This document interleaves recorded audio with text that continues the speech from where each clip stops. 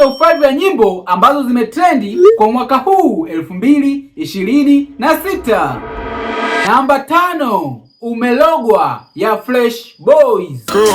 Somesha kuchoka, kelekeza unadaiwa shamba hujatoka, sio bure. Namba 4, Baridi ya D-Voice. Mwenyewe ndo huyo, yani nina mmoja mpenzi. Namba 3, Bado Nakupenda ya Zuchu.